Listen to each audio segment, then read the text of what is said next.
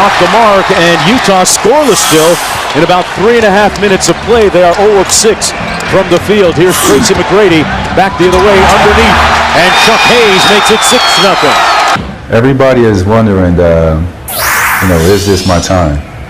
And now I've been in 5 playoff series, and I haven't been out of one. And it seems like people just making it to be my fault because I haven't advanced. And that seems to be the point this year. Everybody is really focusing on me and seeing how I'm going to respond.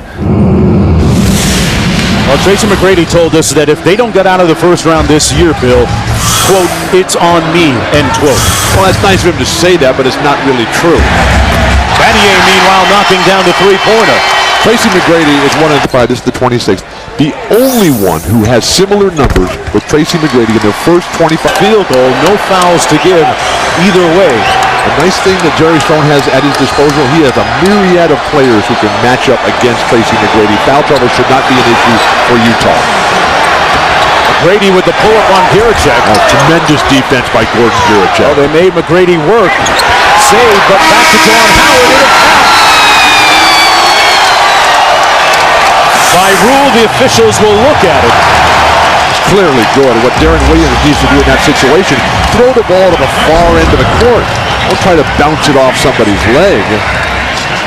Houston, 9-2 run there to try to get back in control of this game. Your start of the third quarter has to be flawless. Mcgrady rising up and nails his first field goal attempt of the third quarter.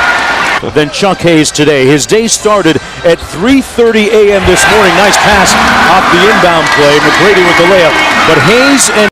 I'm the only playmaker for our team.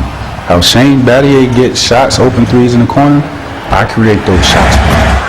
Luther Hare, how he get his open threes, I create those shots. When y'all have 2 guys hanging on him, it's up to me to get Yao going on offense and get him an easy bucket. If I don't do that, we're going to struggle. So you take me off of this, where are we going? Nowhere.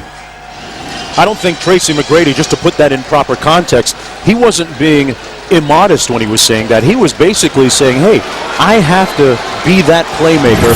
That is my responsibility. I owe that to our team for us to be successful. He's lost focus. He's lost concentration. He's lost determination. He's allowed other people to become the stars of the team. Now, Kirilenko is not a selfish player by any stretch of the imagination. But when you have other great players, Tracy Mcgrady is finding it right now. But when the team right now is Boozer, is Williams. It's offensive rebound since 4 minutes left in the first quarter. That's a long time between drinks of water. One more look. They continue to milk this screen and roll, which Tracy Mcgrady says against the Giants of Shaq and Yao Ming. First round playoff action here between the Rockets and the Jazz. Tracy Mcgrady nails it as Mcgrady tries to get rid of... Completely different player here in the second half. Off the pin down over Fisher, and here comes Tracy Mcgrady. He is awakened from his... At Toronto, the Raptors trying to rebound from the defeat today. Mcgrady with a great ball fake on Giricek. Oh! T-Mac is back.